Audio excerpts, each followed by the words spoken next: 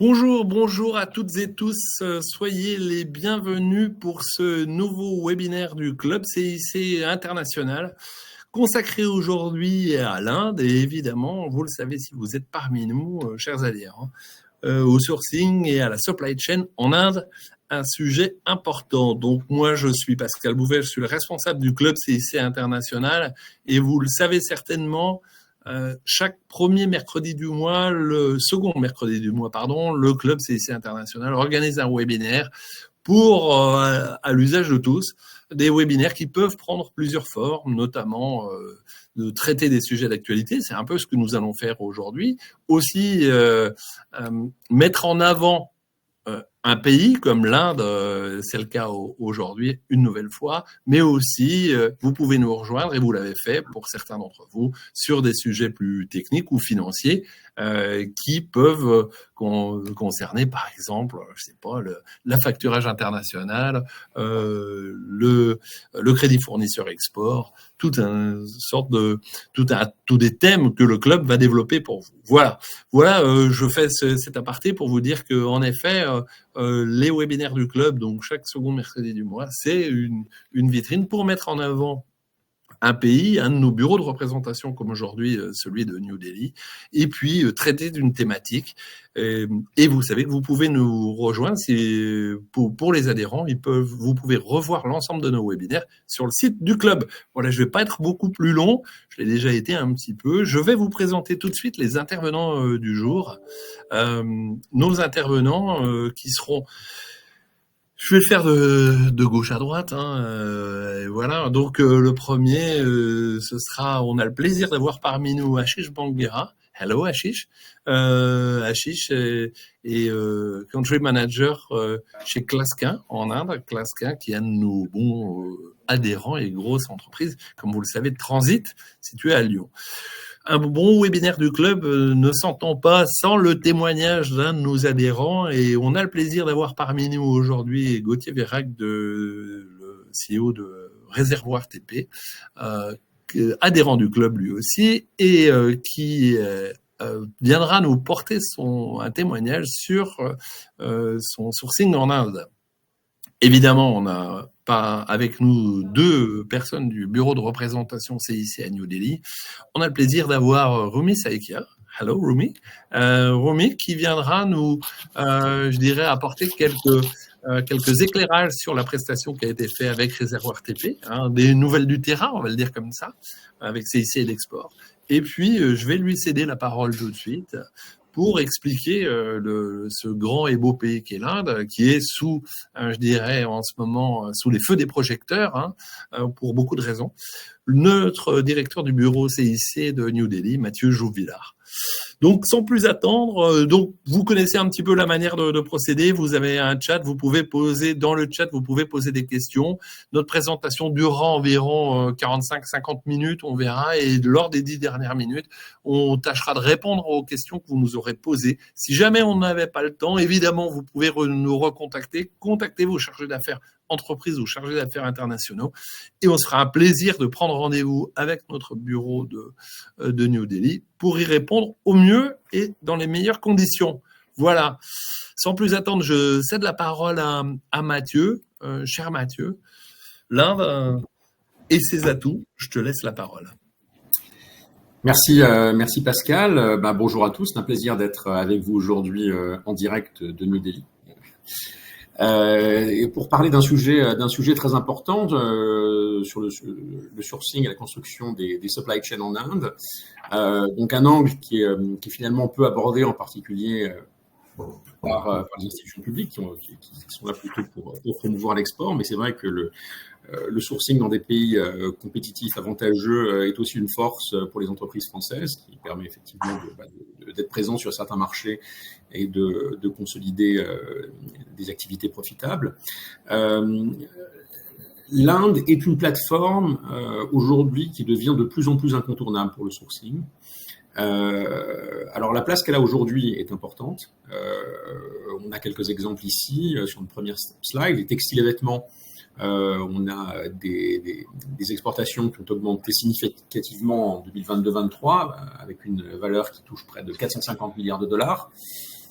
Sur le pharmaceutique, on sait que l'Inde est le premier producteur mondial de médicaments génériques, avec des exportations qui touchent 323 milliards de dollars pour 2022-2023. Les joailleries et les pierres précieuses, avec 37 milliards en 2023 et une cible de 70 milliards pour les 5 prochaines années. Sur les machines et équipements, des exportations qui sont aussi en croissance avec une valeur de 450 milliards de dollars sur 2022-2023. Les produits en cuir, avec 5,7 milliards en 2023 et une perspective de croissance importante. Entre parenthèses, on dit en général 2022-2023 et pas 2022, parce que l'Inde ne travaille pas en année calendaire, mais en année fiscale.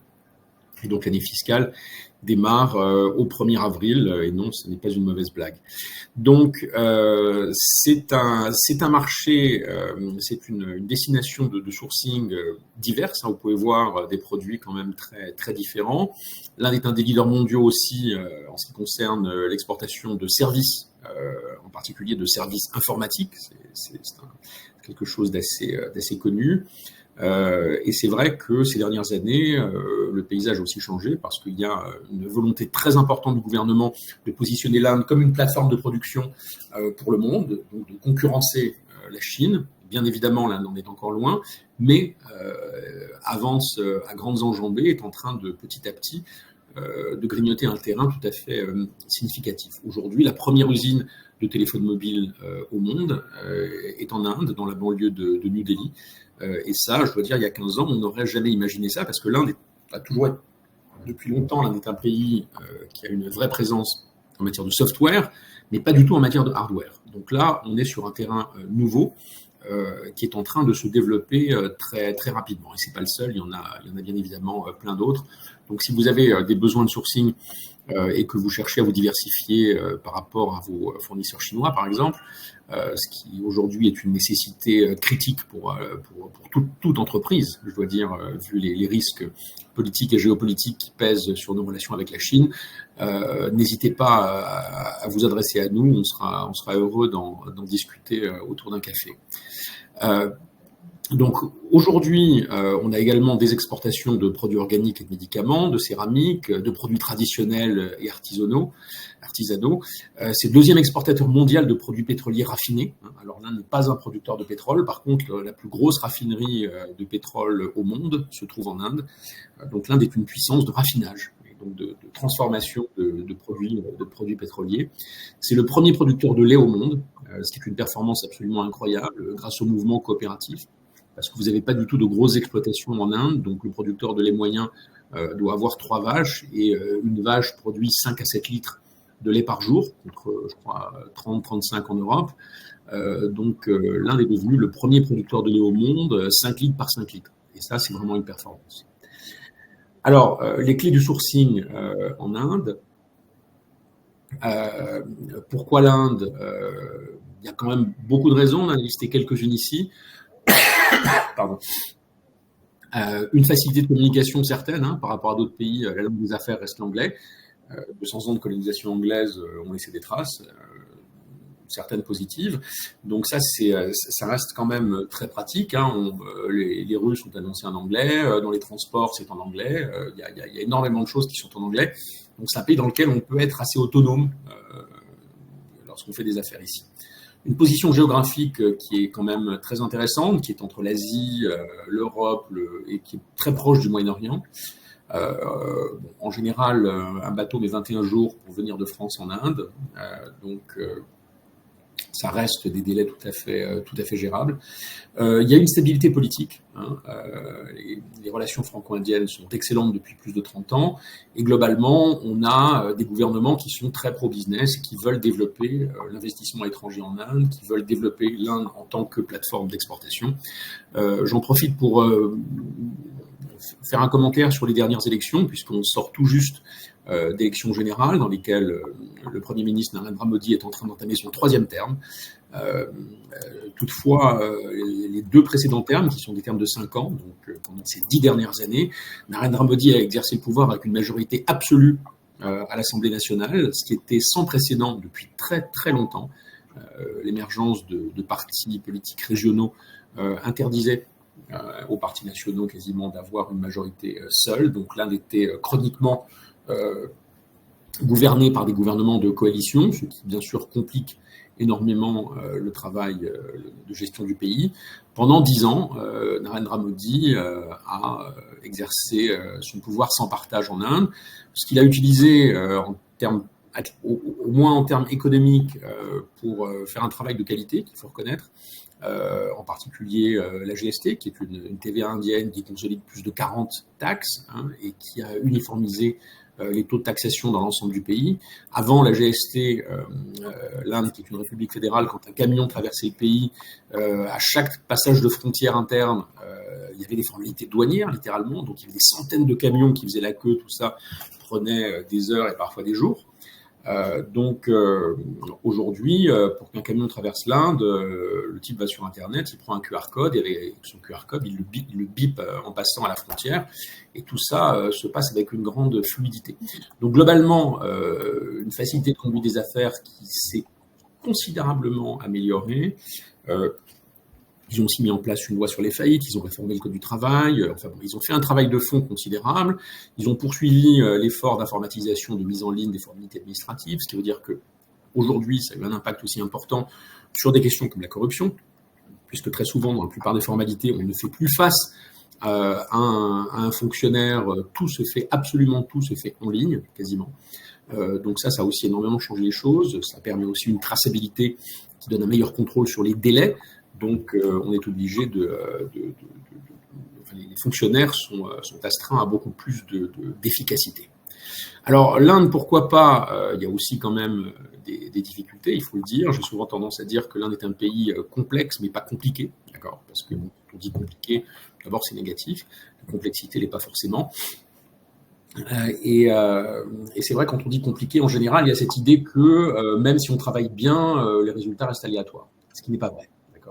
L'Inde est un pays qui ne pardonne pas l'amateurisme, donc c'est vrai que les gens qui vont en s'associant avec le premier type qu'ils ont rencontré sur un salon, qui ne font pas d'études de marché, pas d'études de prix, et qui vont répliquer en Inde une stratégie qu'ils ont développée pour un autre pays, oui, effectivement, ils vont perdre de l'argent. D'accord ? Mais c'est pas comme ça qu'on se développe au grand export. Chaque pays est différent, chaque pays requiert une stratégie différente, et en particulier dans un pays comme l'Inde, c'est un pays dans lequel on doit gagner le respect des gens qu'on rencontre. Donc on se doit d'arriver en ayant préparé ces missions, préparé ces rencontres, et en sachant parfaitement de quoi on parle. Une première visite en Inde, c'est un grand oral. C'est un grand oral qu'il faut réussir pour arriver à se faire respecter.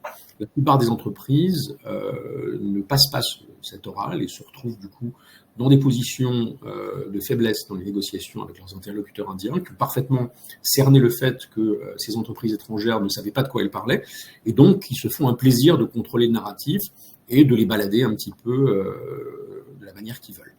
Tout ça donne des deals qui souvent sont très mal négociés et qui parfois finissent au tribunal et dans lequel souvent les entreprises perdent de l'argent. Alors évidemment, après, elles rentrent à la maison en disant « Oh là là, il faut surtout pas travailler avec l'Inde, c'est dur. » Oui, ben oui, c'est dur, sauf que quand on le fait bien, ça marche.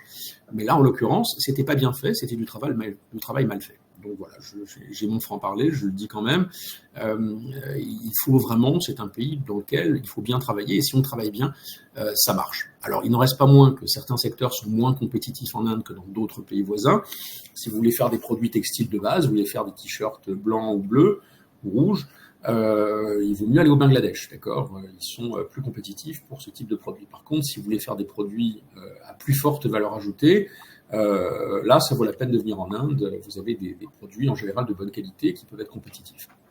Alors, produire en Inde demande une certaine expérience de l'international. C'est pas forcément réservé aux grands groupes. Les PME peuvent parfaitement travailler avec l'Inde, trouver d'excellents partenaires de long terme qui vont vraiment les soutenir et les accompagner dans leur croissance. Par contre, c'est vrai qu'il faut une certaine connaissance du grand export, de l'international. C'est pas tellement un pays pour les débutants. Voilà. Ou si vous êtes débutant, il faut bien vous faire accompagner. Il ne faut pas avoir peur d'écouter les conseils des gens expérimentés qui vous accompagnent et qui vous aident. Les coûts et délais de transport ne sont pas négligeables. Donc on a 3 semaines de bateau qui est gérable, mais il faut quand même le prendre en compte. Parfois, les transports internes peuvent aussi être importants, surtout si vous avez des cargaisons qui bougent pendant la mousson. un mousson qui peut retarder parfois certaines opérations. Pour ceux qui l'ont déjà vu, c'est une pluie quand même torrentielle, hein, il n'y a quasiment pas d'espace entre les gouttes, donc il faut arriver à gérer ça. Vous avez certaines régions en Inde qui ont 2 moussons, hein, en particulier la région Est, puisque la mousson part du sud et remonte vers le nord. Et dans l'est de l'Inde, elle arrive sur la barrière himalayenne, les nuages rebondissent, ils ne passent pas la barrière himalayenne, et ensuite ils repartent en arrière. Donc on a ce qu'on appelle la returning monsoon, qui est parfois plus violente même que la mousson elle-même. Donc, il est important d'être au courant de ces cycles climatiques, de les prendre en compte et de savoir que parfois ça peut retarder certaines productions, certains transports, etc. Même si l'industrie indienne reste souvent plus flexible que dans d'autres pays, donc en termes de quantité par exemple, ils peuvent être en général plus accommodants que les Chinois ou autres, il y a quand même certaines quantités minimales qui doivent être requises. Pour des trop petites quantités, bien sûr, les coûts de transport et de production deviennent trop élevés. Il est aussi important de suivre les commandes de près, donc c'est un produit qui peut être un petit peu chronophage, hein, donc suivre les délais, contrôler la qualité, la relation avec les fournisseurs. Il faut venir, il faut voir les sites de production, voir comment ils travaillent, rencontrer les gens face à face, s'assurer que vous avez une culture quand même compatible, que vous parlez des mêmes choses. Voilà. Donc vous, en général, vous connaissez votre métier, vous connaissez vos impératifs de production. Il est très très important de voir que vous avez un langage commun avec vos fournisseurs indiens, et ça ne peut pas se faire à distance. Les Indiens s'adaptent très bien aux cultures étrangères, ce sont de bons communicants, ce gens chaleureux, sympathiques, mais il ne faut pas perdre de vue, et c'est facile de le faire justement parce qu'on s'entend bien, que les différences culturelles restent absolument considérables. C'est un des derniers pays au monde dans lesquels la culture est vraiment, vraiment très, très différente. L'Indien moyen, quelqu'un qui donc va parler bien sûr une langue locale, mais qui en général plusieurs. L'Indien, il est très de base, parle 3 langues, mais qui va aussi regarder des films locaux. Hein, c'est un des rares pays au monde dans lequel Hollywood a une part de marché microscopique. Il va écouter de la musique indienne, il va porter des vêtements indiens, il va consommer des produits culturels indiens. Et 80% des gens suivent une religion qui est une religion locale, hein, l'hindouisme, faite maison, et donc qui correspond vraiment à leur manière de penser, qui va informer les rapports sociaux, la logique, les valeurs humaines, etc. Donc très important de prendre cela en compte et de savoir qu'on traite avec des gens qui viennent d'une culture différente, même s'ils ont des facilités de communication. Alors, les infrastructures de transport sont aussi très importantes à prendre en compte. Donc, il y a des défis importants. Il faut évaluer soigneusement la qualité et la fiabilité des infrastructures pour garantir la livraison des matières premières et des composants. Donc, même si la GST, comme je l'ai dit tout à l'heure, a considérablement fluidifié les flux de marchandises. D'accord. La réglementation et les normes, hein, en Inde, ça peut varier selon les secteurs, selon les États. Donc, il faut bien comprendre les exigences spécifiques pour les matières premières, pour les composants importés ou locaux. Il faut savoir qu'il y a des relations tendues avec la Chine, d'accord. Donc ça peut rendre les importations administrativement complexes. Parfois, l'administration indienne met un petit peu de bâton dans les roues, mais en général, on en reste là parce que l'Inde est comme tous les pays du monde, elle ne peut pas se passer des approvisionnements chinois. C'est simple. Si demain l'Inde mettait un embargo sur les importations chinoises, les 3/4 de l'industrie indienne seraient contraints de fermer. Donc c'est absolument inenvisageable, ça ne se passe pas, ça ne se passera pas. Donc on peut absolument compter sur des matières premières chinoises. Toutefois, il faut savoir que parfois l'administration peut être un tout petit peu plus lourde. Voilà.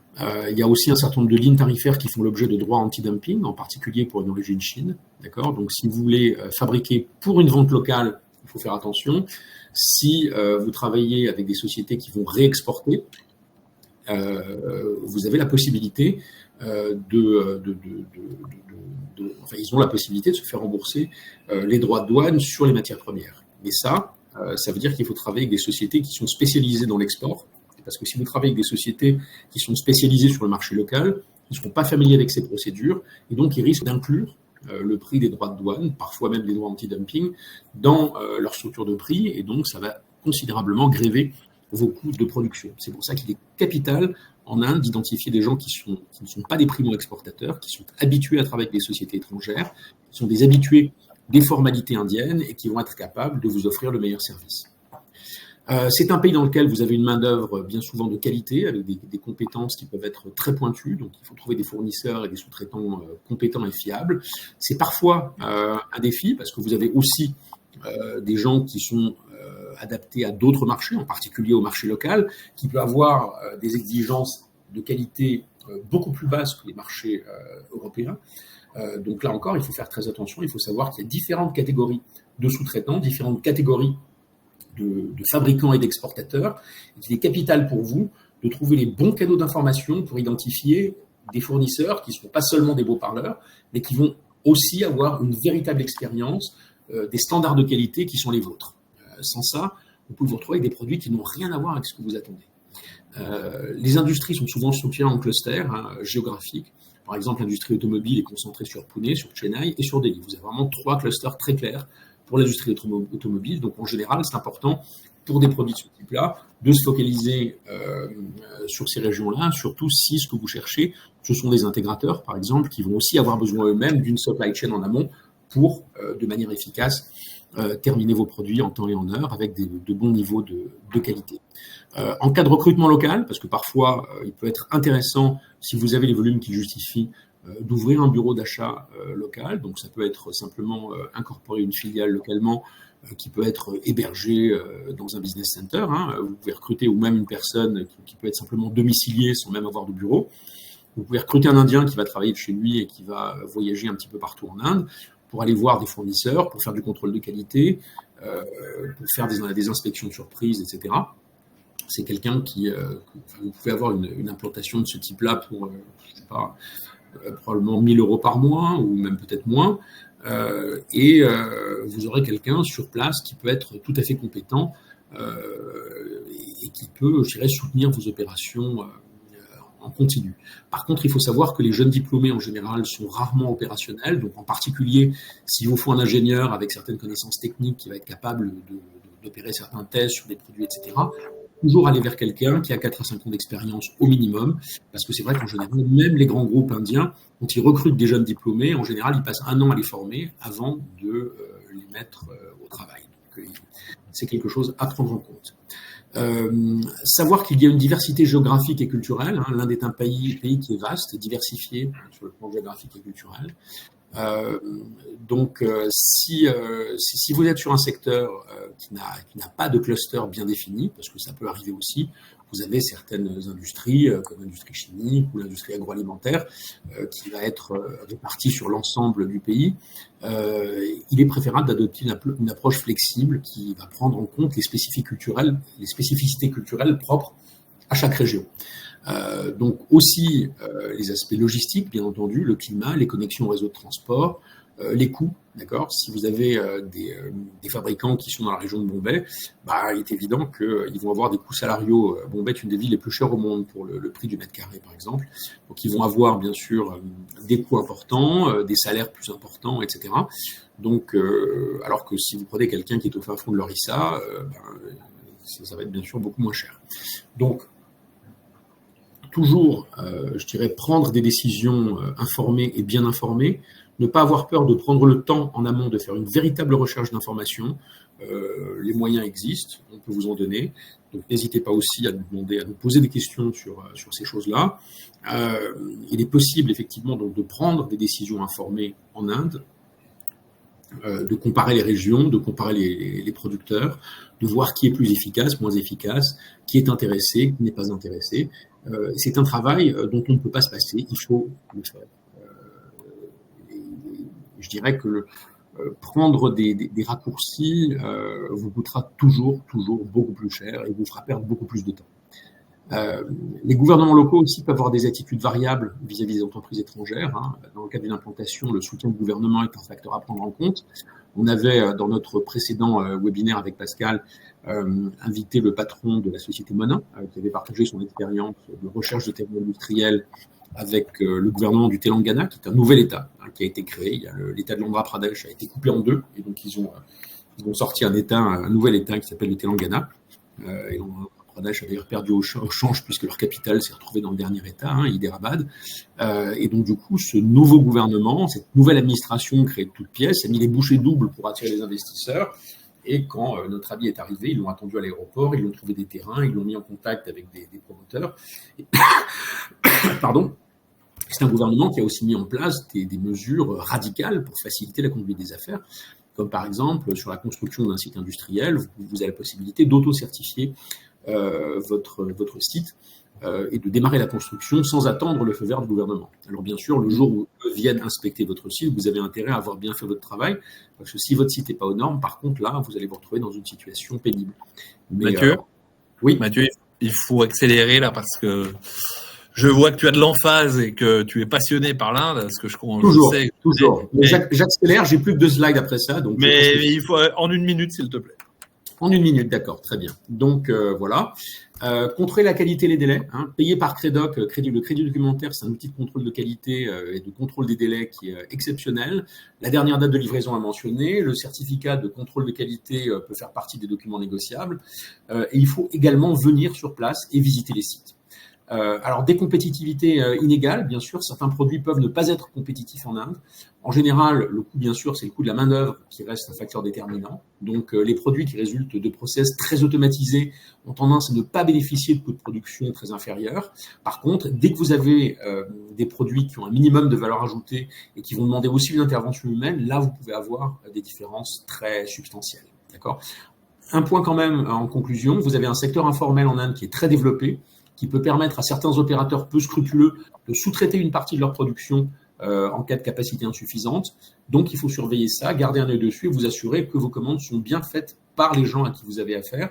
Parce que si ils sous-traitent leur excédent de production à l'extérieur, ça peut avoir un impact sur les délais, mais surtout sur la qualité des produits.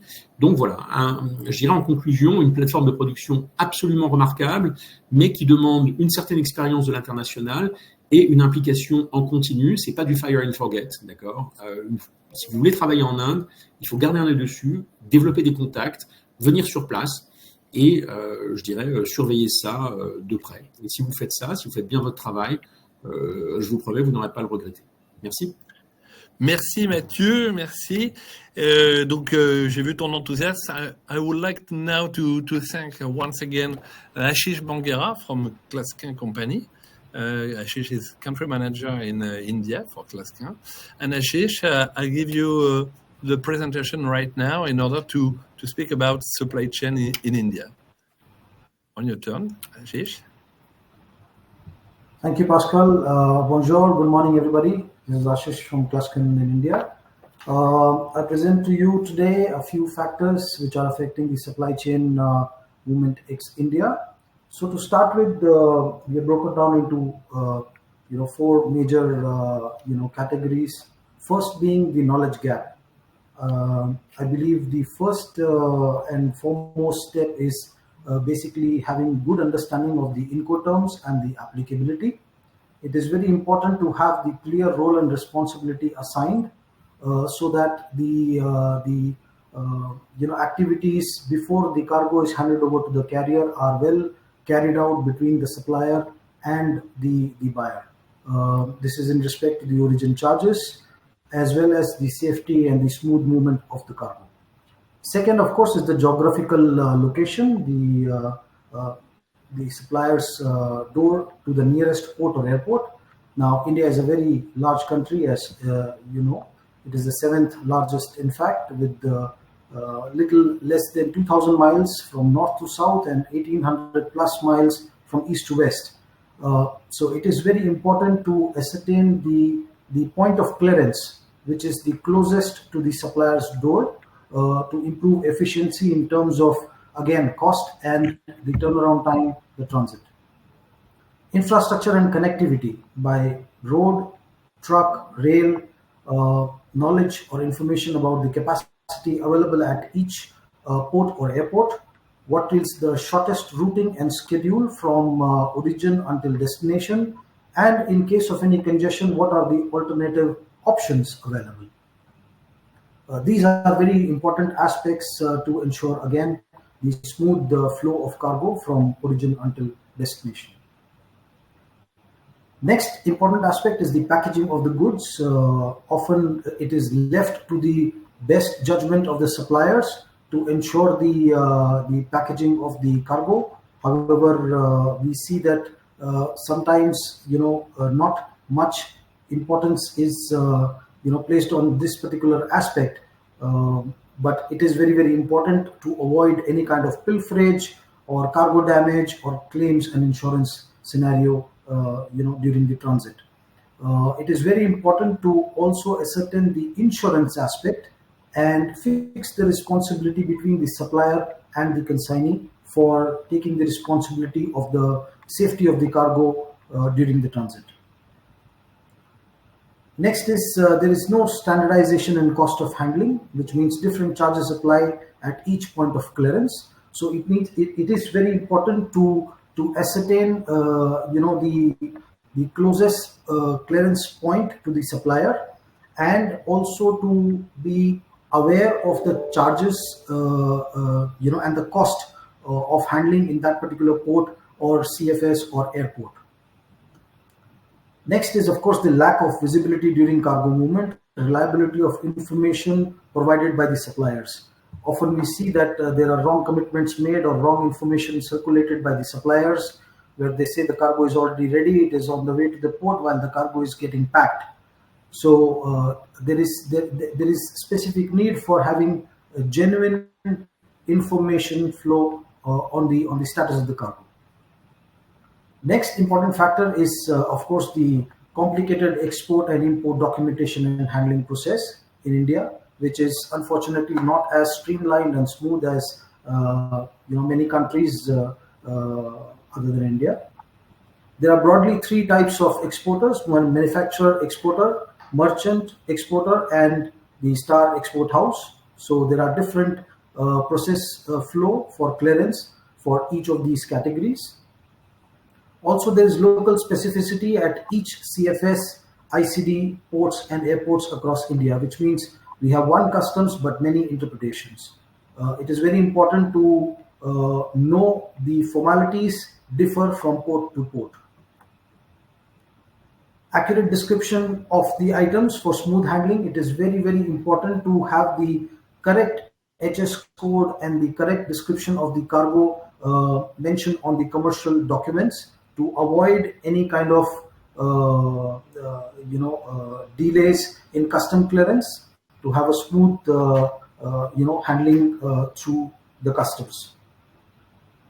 Knowledge on the customs operating hours, minimum turnaround time at the point of clearance, physical documentation process. Normally it takes 4 to 6 hours for custom clearance by air, and 1 to 2 days for custom clearance in sea, excluding the stuffing, of course. And we are still not 100% e-documents, which means there are still a long list of documentation that is still required for the customs clearance process, which is not very complicated, but still not as easy as many other countries. The next important factor is the government policies, the focus of the government. Thank you, Pascal. Sorry, I forgot to ask you to. No problem. So the next important aspect is the government policies. What is the view of the government in terms of ease of business? The Modi government is recently sworn in for the third consecutive term, which is good news for business, because all major development projects are expected to continue. The focus of the Modi government last 10 years has been to have a positive outlook for India on the global platform, and they have managed to do that with good diplomacy with all the major economic giants across the world.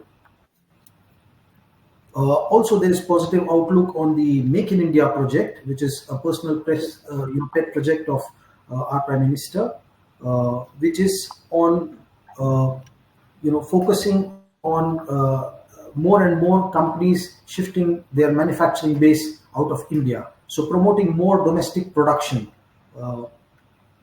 Here, needless to say, the China Plus One strategy also, comes as an advantage to India, because during the COVID, period, everyone around the globe realized that there was too much of dependence on China in terms of manufacturing, and now there is focus on shifting the manufacturing base to other countries like India, Indonesia, Vietnam, and others. So India definitely stands to gain, there. We have seen a lot of US, Japanese, European companies ship their manufacturing base in India. The classic example, or the best example I can give, is of Apple. Apple assembled $14 billion worth iPhones in India last fiscal years. So now 1 out of 7 phones are made in India. The government is also focusing on developing FTWZs, the foreign trade warehousing zones, where foreign companies who do not wish to have their presence in India can conduct business in India. So they can import their goods into the FTWZ zones and do the local distribution in India through the bonded warehouse. Again, the government is focusing on major investments on improving the infrastructure across India.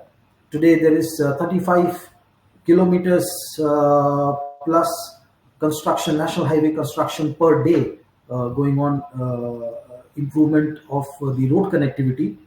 14 new international airports are under construction, underway.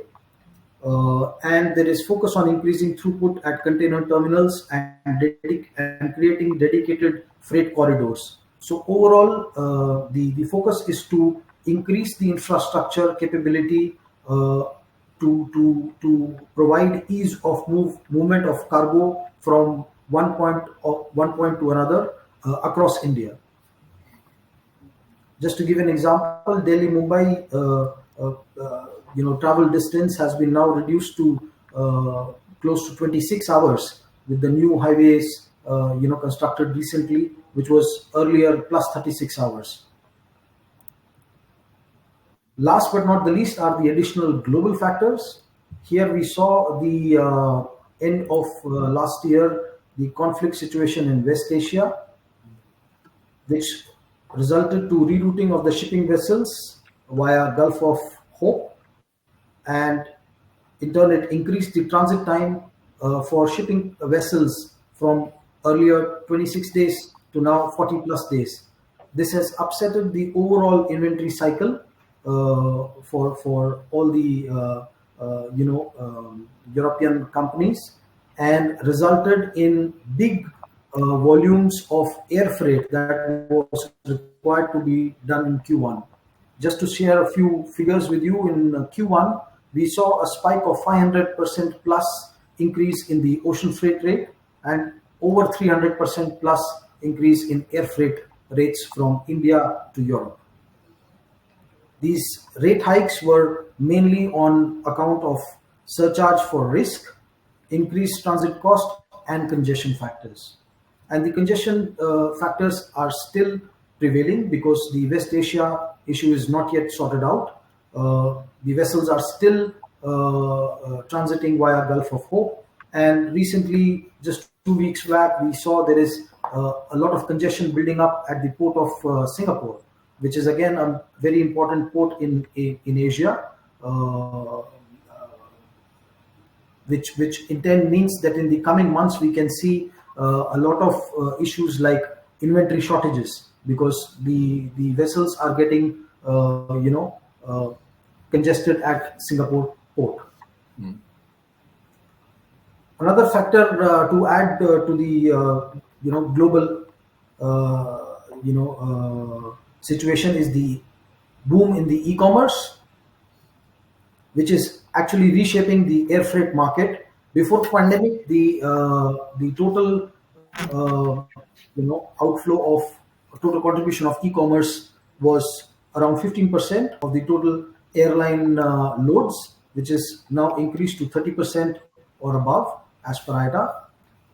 The major players are, of course, the Chinese giants, Shein, Amazon, Alibaba, etc. What they are doing is they are basically pre-contracting space on airlines. These are, bulk space contracts, due to which the overall air freight market is the capacity is getting reduced in the air freight market, and the prices are increasing, quite drastically.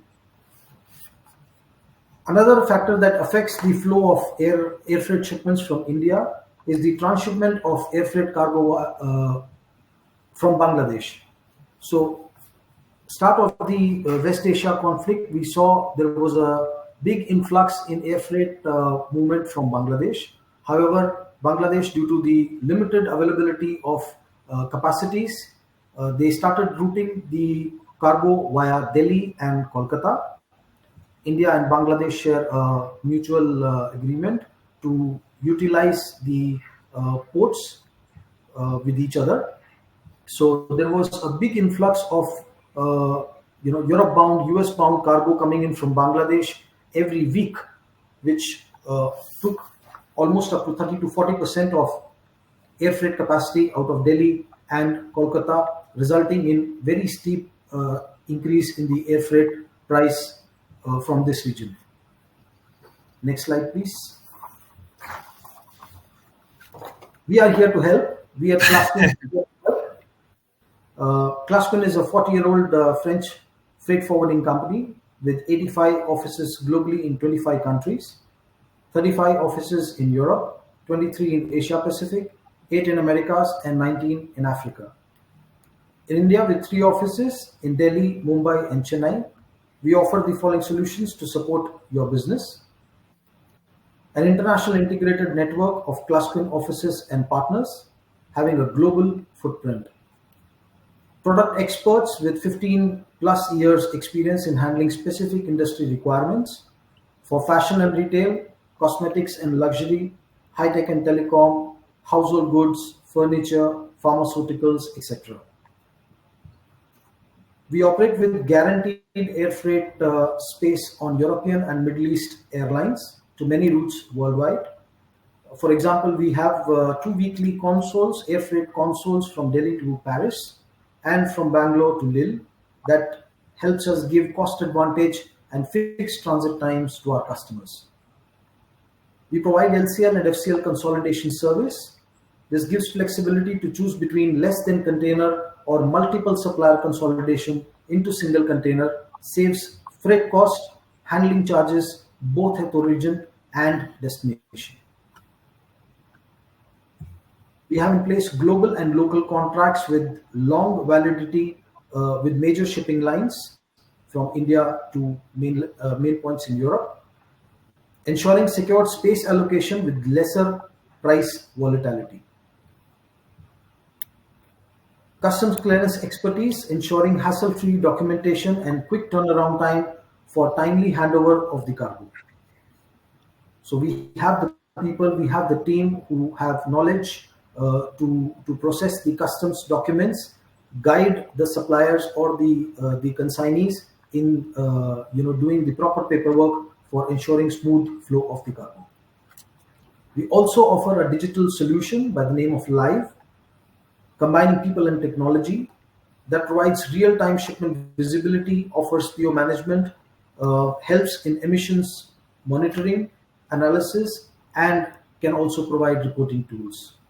So we are basically a mid-sized global freight forwarding company with a team of experts at your service to help you with your logistic requirement from India to Europe. That's it from my side, Pascal. Thank you so much, Ashish. Thank you for your advices concerning supply chain in India. And also I would like to thank Clasquin and Nathalie Berlier for joining us on this webinar. Thank you so much once again. It's my pleasure. Thank you. On va donner maintenant la parole à Gauthier, Gauthier Vérac de Réservoir TP. Donc adhérent du club lui aussi comme Clasquin et donc Gauthier, si vous pouviez vous présenter très rapidement. Bonjour Pascal et bonjour à tous. Donc voilà, c'est avec plaisir aujourd'hui que je puisse être présent à cet événement. Réservoir TP, donc je suis co-gérant de la structure depuis 2013. On est une société implantée sur la métropole lilloise au nord de la France. On vend tout ce qui est outillage consommable de chantier auprès des entreprises de travaux publics, donc création, rénovation de voiries, et également espace vert.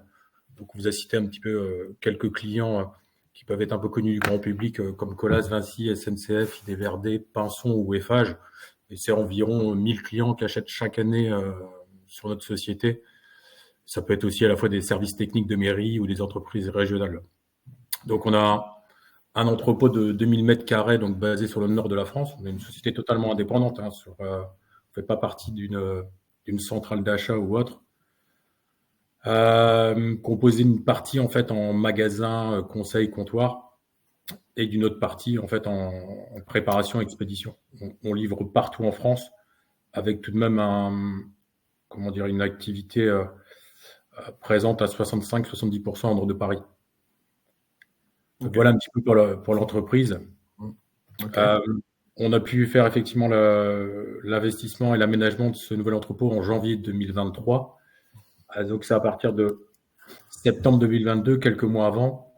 On s'est posé des questions en se disant comment on peut mieux acheter, comment on peut mieux maîtriser notre production. Et c'est à ce moment-là qu'on s'est tourné vers le CIC et on a adhéré en fait au CIC international. D'abord, je vous félicite, ça c'est évidemment. Et simplement, la question, c'est de se dire pourquoi avoir choisi l'Inde? Alors, pourquoi l'Inde? Au départ, on était plutôt, effectivement, avant septembre 2022, c'est plutôt les fournisseurs qui venaient vers nous, les fournisseurs européens, hein, pour quels que soient les types de produits. Aujourd'hui, c'est à peu près 1500 produits chez Razor TP. Ça représente 4000 références. On a ciblé tout de même les 20-80, j'ai envie de dire, des produits qui tournent le plus. Et on a décidé effectivement de partir plutôt d'une démarche différente, d'aller vers le fabricant. Puisqu'aujourd'hui, effectivement, le fait de se fournir qu'en Europe, on avait parfois des intermédiaires qui eux-mêmes faisaient fabriquer en Asie ou dans d'autres pays à l'international. En échangeant avec plusieurs interlocuteurs et aussi sur le produit sur lequel on a sourcé avec Rumi sur l'Inde, c'était des produits sur lesquels on avait parfois reçu en fait des expéditions, la marchandise sur lequel on avait l'information que les produits avaient été fabriqués en Inde. Donc là, on s'est dit, banco, il y a peut-être quelque chose à faire sur le pays. On ne connaissait pas du tout l'Inde. Donc effectivement, Mathieu l'a bien expliqué tout à l'heure, on peut être débutant en Inde.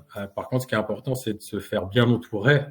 Et donc, c'est pour ça qu'effectivement, on a choisi d'interroger Mathieu et ses équipes, qui ont d'abord essayé de comprendre effectivement notre besoin, le type de produit recherché, et de nous proposer tout simplement une offre adaptée à notre recherche. Ça a pris un petit peu de temps. Effectivement, comme Mathieu disait, la culture est différente. Ils sont assez opaques sur leur communication, à la fois sur leur site, mais en même temps, dès qu'on prend contact avec eux, il faut qu'ils aient une certaine confiance avant de parler d'eux, de leur entreprise, leur fabrication, et ensuite la tarification. Et aujourd'hui, je sais pas quels enseignements vous pouvez avoir. On a un certain nombre de nos adhérents qui nous suivent là. Et aujourd'hui, quels sont les enseignements? Qu'est-ce que vous pourriez en dire, Gauthier, de votre expérience indienne, si je puis dire? Nous, notre expérience, elle est actuelle. Si on parle l'expérience du CIC, elle est peut-être passée ou elle pourrait revenir au présent. Effectivement, aujourd'hui, ils connaissent notre besoin sur le produit en question. Mais effectivement, aujourd'hui, on travaille avec deux entreprises sur lesquelles Rumi avait sourcé. Ça se passe bien. On a des livraisons qui sont tous les 4 à 6 semaines environ, avec toujours une adaptation aux fabricants en question, la manière de travailler. On a parfois un peu de temps dans les délais, de la renégociation sur les prix. Donc, c'est bien de pouvoir effectivement toujours avoir un appui sur la dernière fois, on en discutait encore avec Mathieu sur le pays pour effectivement échanger et s'adapter également. Comme disait Mathieu, on est 2 cultures différentes. Et le fait, je pense, d'avoir un intermédiaire entre les deux permet de nous adapter de chacun des côtés. Aujourd'hui, ça se passe très, très bien. Mais effectivement, on est plutôt sur un souhait, nous, avec ce qui est important dans notre recherche avec l'Inde, c'est de réussir à être sur du long terme avec nos fabricants.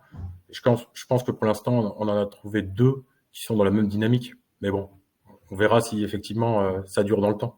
Ça s'inscrit dans la durée. Et qu'est-ce que Et avec les négos, avec les négociations ou les contacts avec vos fournisseurs indiens, qu'est-ce qui vous a le plus frappé ou qu'est-ce qui vous Alors, il y a un truc qui va pas dans le sens de Mathieu, que Mathieu a dit tout à l'heure, c'est de se déplacer. Malheureusement, j'ai pas pris le temps et j'ai pas fait la démarche de venir en Inde. Pourquoi pas un jour? À l'inverse, on m'avait dit que les Indiens étaient assez curieux, pas dans le mauvais sens du terme, curieux de voir avec qui ils travaillent. Et c'est plutôt nous qui avons accueilli en fait un fabricant chez nous, qui a fait uniquement le déplacement en fait, qui n'était même pas prévu en Europe pour nous rencontrer et effectivement finaliser les négociations. Voilà pour la petite anecdote. Je ne sais pas si tu étais au courant, si on en avait parlé de ça. Je pense que Rumi a entendu parler, mais... Vous n'êtes pas déplacé, mais vous avez peut-être été très bien représenté sur place. C'est ça.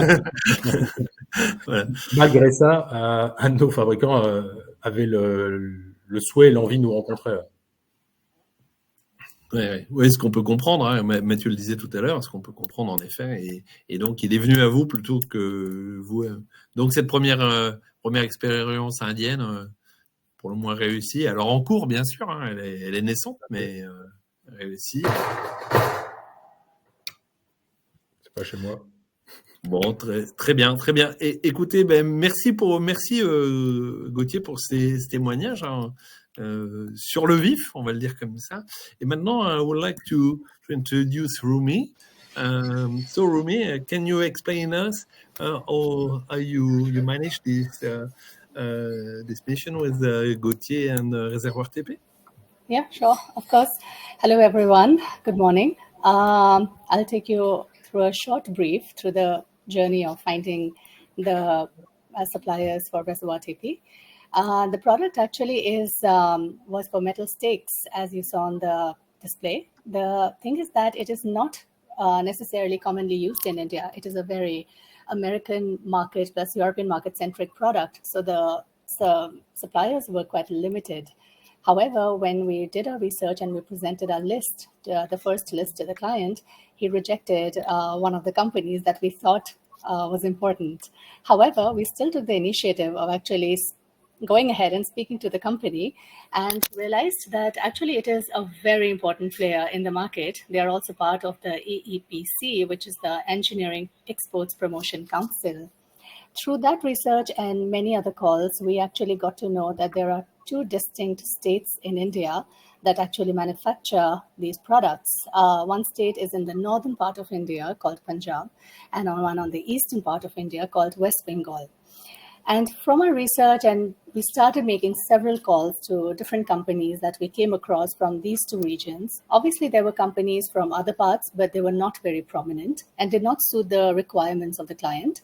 So when we spoke to the company, we got to understand the behavior patterns, the mindset, the acceptance of calls, whether they're willing to share information about the companies that they're working with or the countries that they're exporting to.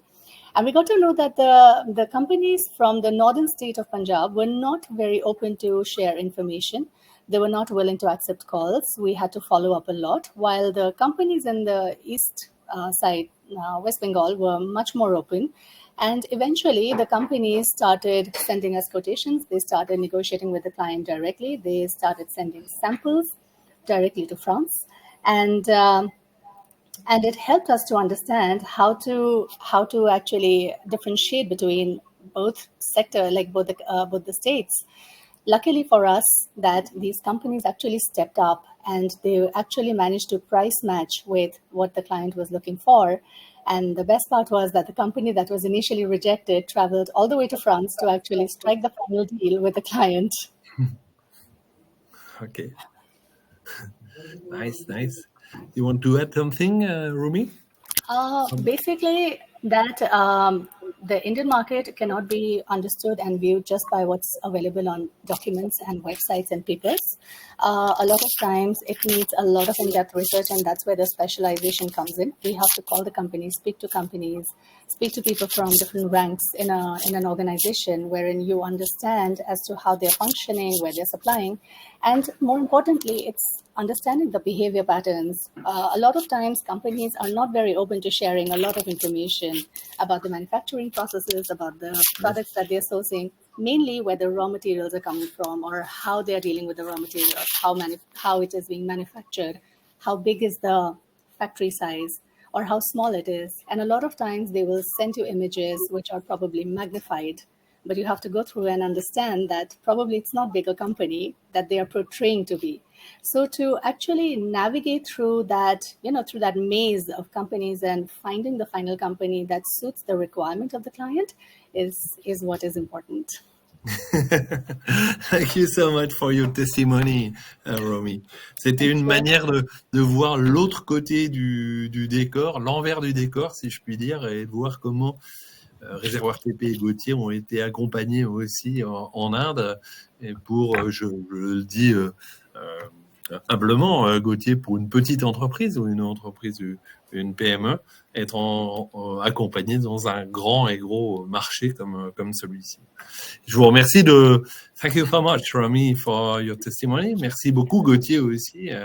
On est avec des adhérents aujourd'hui avec Laskin autour de cette table. J'espère que, je ne sais pas si vous voulez ajouter quelque chose, il est 11h58, si vous voulez ajouter quelque chose sur... you want to add something on the Indian market? Or Ashish, maybe. Je voulais vous remercier pour vos interventions lors de ce webinaire. J'espère que, chers adhérents, on vous a fait toucher un peu du doigt l'intérêt que pouvait avoir le marché indien et quand bien même il faut prendre les précautions nécessaires comme sur énormément de marchés d'ailleurs pour s'y introduire et s'y développer, ou dans le cas présent aussi sur C. Néanmoins, nos bureaux CIC, nos bureaux de représentation CIC un peu de partout à travers la planète, et les équipes CIC et l'export sont là pour vous accompagner. La preuve avec Gauthier, on peut le faire une nouvelle fois. Et voilà. Écoutez, merci beaucoup, merci à tous. Thank you so much, Ashish, Romy. Merci beaucoup, Gauthier, pour vos interventions. Je voulais simplement, dans la dernière minute qui me reste, vous dire aux adhérents que les webinaires reprendront au mois de septembre. On devrait parler malheureusement d'un sujet qui est un peu d'actualité, c'est-à-dire le risque financier à l'international et comment essayer de maîtriser ses contreparties. Vaste sujet, et nous reprendrons donc le rythme des webinaires du second mercredi du mois dès septembre, comme vous le savez. Interruption pour la bonne cause et pour les vacances lors des mois de juillet et d'août. Voilà, merci à tous. Thanks once again.